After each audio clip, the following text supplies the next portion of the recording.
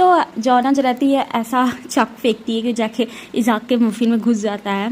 जो मफिन रहता है प्यार इज़ाक का, इज़ाक बोलते मेरा मफिन, एंड जॉना बोलती है तुम लकी रही कि मैंने मिस कर दिया, पर इस टाइम में मिस नहीं करोगी, इज़ाक आगे से हटो। एंड फिर गुस्से से बोलती है तुम्हें गॉड के साथ अब पीस बनाना होगा, पकड़ी कहीं की बकरी। एंड तभी वो जो आदमी रहता है बोलता है एक्सक्यूज़ मी, एंड जो जॉना रहती है उसकी तरफ देखती है घूरते हुए, एंड वो आदमी काँपते हुए बोलता है तो बात ऐसी है। तभी जो दूसरा ओनर रहता है बोलता है मैं तुम्हें आज काम से जल्दी जाने दूंगा अगर तुम कह दिए तो। एंड तभी वो बोलता है कोई गेस्ट जो है अभी नीचे आया है, आपको डाउन स्टेज जाना चाहिए, वो आयना से कह रहा होता है। एंड जिस पे जॉना बोलती है क्या, और फिर हंसते बोलती है प्यार से ओ सच में मुझे माफ़ करना, मैं इस तरह का सीन नहीं क्रिएट करनी चाहती थी, पर मैं कितनी एम्बैरेस फील कर रही हूँ कि तुम ऐसा प्रिटेंड करो कि जैसे कि तुमने कभी कुछ देखा ही नहीं। एंड वो बंदा बोलता है मिस आपकी आंखों में अभी आग जल रही है। एंड जॉना बोलती है क्या, वो बंदा बोलता है मैंने कुछ नहीं देखा माय लेडी। एंड जॉना बोलती है ओ से थैंक यू। एंड तभी आयना बोलती है गेस्ट मुझे अब जाना चाहिए, अभी अब बिजनेस का टाइम हो गया है, मैंने सही कहा ना, तुम्हें नहीं लगता part timer. And part timer बोलता है हाँ। और फिर इसके बाद हमें कैरेज के पास इज़ाक को दिखाया जाता है जो कि खा रहा होता है अपना मफ़िन। एंड जॉन ना उसे समझा रही होती है कि जितना से जितना हो सके दुबक के बैठना, कोई तुम्हें पता ना लगा पाए। एंड आना बोलती है मैं कुछ भी नहीं सुन पा रही हूँ, मैं तो एक छोटी सी बकरी हूँ। और दूसरी तरफ जो इज़ाक रहता है वो अपना मफ़िन डिसाइड करने के चक्कर में रहता है। दोनों बहुत अच्छे लग रहे कौन सा पहले खाऊँ, और भाई वो लोग गजब की है तिगड़ी फैमिली है। फिर अंदर तो बेचारों की हालत ही ख़राब होती है, जो वेटर रहता है रो रहा होता है कब ये लोग जाएंगे, मुझे घर जाना है। और दूसरा बंदा कहते हैं बहुत अच्छा काम किया बड़ी। तभी आने रहती है बोलती है अब मेरा कान जो है ना खून से बह जाएगा, अब ऑलरेडी जाओ ना यहाँ से। एंड जॉना बोलती है मेरे शब्दों को याद करके रखना है ना, तुम जितने से जितने हो सके बुक के कॉर्नर में रूम में अपने छुपे रहना, कहीं से निकलना भी नहीं, समझे, अगर तुम चाहते हो कि तुम्हारा हाथ जो है तुम्हारे हाथ में ही रहे। एंड जिस पर आयना हंसते बोलती है हाँ हाँ बिल्कुल बिल्कुल। एंड तभी वो इज़ाक से बोलती है यू डमी। एंड फिर उसको अंदर बैठाती है। एंड जैसे वो अंदर बैठा होता है तभी वो ऑस्टिन को आते हुए उधर से देखता है। एंड ऑस्टिन को देखते हुए बोलता है ये गधा यहाँ पर क्या कर रहा है। एंड आयना बोलती है क्या, कहाँ, किसी को तुम यहाँ पे जानते हो। एंड वो अपनी तलवार निकालने वाला होता है इज़ाक, तभी जो आयना रहती है उसे जोर से पिंच करती है। एंड इज़ाक बोलता है आउच मेरी स्किन स्ट्रेच कर जाएगी। आयना बोलती है अपना पिछवाड़ा ना कैरेज में घुसाओ जल्दी। और फिर इसके बाद कैरेज को तुरंत ले जाने को कहती है। और दूसरी तरफ जॉना जाते जाते बोलती है कि अपने रूम से निकलना मत आए ना, जब तक मैं कुछ कहूँ मत, नहीं कहूँ ना, नहीं तो मैं तुम्हारा हाथ अपने हाथों से काट दूंगी। और जितना से जितना हो सके रूम में रहना, अपनी परछाई भी रूम से बाहर नहीं निकलने देना। एंड दूसरी तरफ आयना बोलती हाँ हाँ शुक्रिया मेरी चिंता करने के लिए। और फिर इसके बाद वो जाती है वापस अंदर, उसकी तो जैसे आत्मा ही निकाल ली गई होती है। और बोलती है ऑलमोस्ट वो सब चले गए। फिर बोलता है ये ऑस्टिन तुम वापस आ गए, तुम तो 16 में वाइफ का ढूंढना कैसा रहा। और दूसरी तरफ ऑस्टिन गुस्सा लग रहा होता है, बोलता है कि बस आपको यही कहने को रह गया। एंड जिस पर जो वो रहती है आयना रहती है उसको समझ में नहीं आता क्या चल रहा है। बोलती है क्या, ऑस्टिन बोलता है जाने भी तो, क्यों ही चिंता करना। और आयना बोलती है उससे हुआ क्या है। तभी उसका दूसरा मतलब कि स्टाफ या जो उसके अंदर काम करता है आता है, बोलता है मिस्ट्रेस हम स्ट्रीट पे गए थे और वहाँ पे मार्शियल जेम जो है वो कहीं पे भी एक बार भी रिस्पांस नहीं किया। और यहाँ तक कि हमें मतलब कि ऐसा फील हो रहा है कि अब तो जैसे भूसे में एक सुई ढूंढने के बराबर ये काम हो गया है। एंड जिस पर आयना बोलती है ये तो बहुत बुरा हुआ। वो बंदा बोलता है क्या कुछ आपके और वाइस मास्टर के बीच में हुआ है, वो पूरे समय आपको ढूंढ रहे थे फेस्टिवल में। एंड आयना बोलती है नहीं, और सबसे इम्पॉर्टेंट पार्ट ये है पहले हमें काम पर लौट जाना चाहिए। फिर इसके बाद हमें दिखाया जाता है कि दो लोग एक आदमी को पकड़ रहे होते हैं और वो भागते भागते तभी आयना जो रहती है वो अपने आप को डिस्गाइज करके रहती है, वो तुरंत उसको एक ही बार में पछाड़ देती है। और अपने मन में बोलता है उस दिन के बाद से बहुत लंबा समय हो गया और नए नए रिक्वेस्ट हमें मिलते रहे। और फिर इसके बाद वो जो जिसका चोर रहता है उसको सौंप देती है। और फिर बोलती है आपने देखा कि कैसे उसने डैगर पकड़ा था, तो ये हमारे लिए और ख़तरनाक हो गया था ना, और हमने इतने बड़े से 10 माइल रेडियस में पूरा सर्च एरिया बनाया था, तो आपको नहीं लगता कि थोड़ा कॉस्ट बढ़ा के देना चाहिए।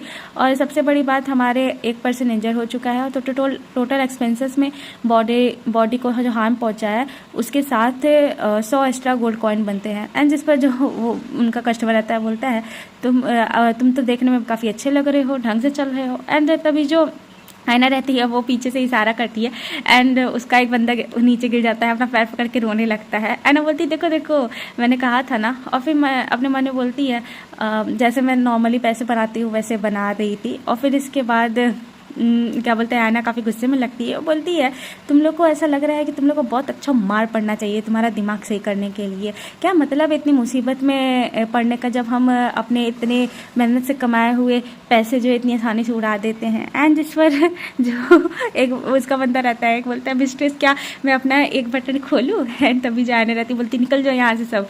एंड फिर इसके बाद वो अपने मन में बोलती है मैं जैसे नॉर्मली गिल्ड चलाती थी वैसे भी चलाती रही और 1 महीना इसी तरह बीत गया और मैं हमारे हर क्लाइंट को अच्छे से जांचती थी, परखती थी। ये मेरे अंदर डर बना रहता था कि कहीं मेरी आइडेंटिटी जो है एक्सपोज ना हो जाए। और फिर इसके बाद जो एक बंदा आता है वो आयना से बोलता है मैंने सब कुछ जो कर सकता था मैंने किया, तो भी मुझे कुछ भी उसके बारे में पता नहीं चला। आयना बोलती है देखते रहो क्या पता कुछ पता चले और अब तुम यहाँ से जा सकते हो। बंदा चला जाता है और फिर अपने मन में बोलती है आयना ये इतना आसान नहीं है, मेरे टाइट शेड्यूल की वजह से भी मेरे पास इतना टाइम नहीं है कि जो आदमी से मैं 16 में मिली थी उसके बारे में मैं पता कर सकूँ।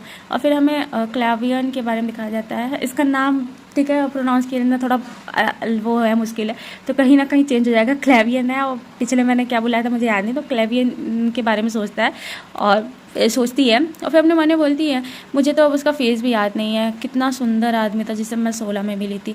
और फिर इसके बाद वो न्यूज़पेपर पढ़ने लगती है, बोलती है जो हो चुका है वो हो चुका है। फिर इसके बाद न्यूज़पेपर में एक लाइन पढ़ती है कि 9th प्रिंस जो की है वो ग्रैंड ड्यूक उनको मतलब पोजीशन मिल गई है या टाइटल मिल गया है, जो कि 200 साल में ये पहली बार होने जा रहा है ऑफिशियल सेरेमनी इतने तारीख को। एंड ये देख कर आयना जो है वो न्यूज़ देख कर चौंक जाती है। अपने मन में बोलती है अब बस वक्त का ही जो है मैटर है, उसके बाद 9th प्रिंस खुद आयना को खोजते हुए आएगा। फिर हमें दिखाया जाता है कि जो गिल्ड रहती है पूरी एक मिशन पे रहती है एंड जहाँ पर जो आयना रहती है उसका कोड नेम होता है मैरिड वुमेन। उन लोगों ने मिल के रखा होता है उन लड़कों ने। और आयना गुस्सा कर रही होती है, बोलती किस छछुंदर ने मेरा नाम मैरिड वुमेन रखा है। फिर सब लड़ने लगते हैं तुमने रखा है तुमने रखा है। फिर आयना जो है वो तभी नोटिस करती है, जो उसका शिकार रहता है उसको देखती है एंड वो इधर उधर छुप के उस केबिन में घुस जाता है। फिर आयना बताती है जो क्या बोलते हैं मनी बैग मतलब जो बंदा है वो केबिन में घुस चुका है, अब वो जा रही है उसे पकड़ने के लिए। और फिर क्या बोलते हैं उससे बोलती है मैरिड वुमेन हाँ जाओ करो। जिस आयना बोलती है मैंने कहा ना मुझे ये मत बोलो, मैं कसम खा के बोलती हूँ मैं तुम्हारे मार डालूंगी। फिर वो जाती है केबिन की छत पे और फिर छत देखती है कि ज़्यादा मोटी तो नहीं, फिर अपने पैर से तोड़ती है, छत से नीचे घुस जाती है अंदर। फिर इसके बाद वो बंदा देखता है हैरान हो जाता है और बोलता है तुम कौन हो? एंड आयना बोलती है कौन हूँ मैं तुम्हारी मास्टर। एंड वो बंदा भागने वाला होता है, तभी आयना उसे मारती है और फिर वो बाहर भागता है। और फिर इसके बाद आयना अपने मन में बोलती है बहुत थक गई हुई सब बकवास के लिए और फिर पीछे भागती है उसके, बोलती है यहीं रुक जाओ। एंड तभी आयना नोटिस करती है कि क्या बोलते हैं मतलब कुछ देखती है, बहुत हैरान हो जाती है। एंड फिर हमें दिखाया जाता है कि कार्वियन आ गया होता है और कार्वियन बोलता है बहुत लंबा समय हो गया माय लेडी आप कैसी हैं। एंड कार्वियन उसे मार के में गिरा दिया होता है। आयना बोलती तुम यहाँ क्यों? एंड तभी कार्वियन उस बंदे को बाल से पकड़ता है। आयना बोलती तुम कर क्या रहे हो? कार्वियन को फिर वो हाथ पकड़ के रोकती है, बोलती है रुक जाओ मुझे नहीं पता तुम इस चीज़ में क्यों इन्वॉल्व हो रहे हो, पर बहुत हुआ। कार्वियन उसकी तरफ देखता है और फिर इसके बाद बोलता है तुम मुझे ऐसे ही छोड़ के चली गई थी, मुझे बहुत दुख हुआ। एंड आयना बोलती है मतलब वो हंसने लगती है, मतलब होता है ना एक ध्यान भटकाने वाला। एंड तभी कार्वियन बोलता है मैंने इसके बारे में बहुत लंबे समय से सोचा कि तुम मुझे क्यों छोड़ के चली गई थी। फिर बाद में मुझे काफ़ी एक इंटरेस्टिंग स्टोरी सुनने को मिली। आयना बोलती है हाँ किस तरह की स्टोरी? और कार्वियन बोलता है मैंने सुना है कि तुम ऑलरेडी शादीशुदा हो। आयना बोलती है तुम्हें ये कहाँ से पता चला मेरा मतलब? और अपने मन में बोलता है मैं कैसे इस चीज़ को एक्सप्लेन करूँ, अब मैं क्या कहूँ। मैं ये लास्ट पर्सन मैं चाहती थी कि हो जिसे ये पता चले कि मैं शादीशुदा हूँ। क्या मैं उसे बता दूँ ये बस एक बकवास सी अफवाह है?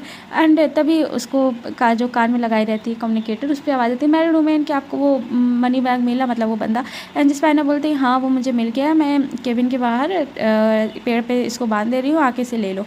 एंड जिस पर वो सब बंदे कहते हैं क्या आप उसे खुद से नहीं ला सकती है ग्रैंड मिस्ट्रेस। और फिर इसके बाद मतलब बहुत सी बातें बोलते हैं कि प्लीज़ आप आई।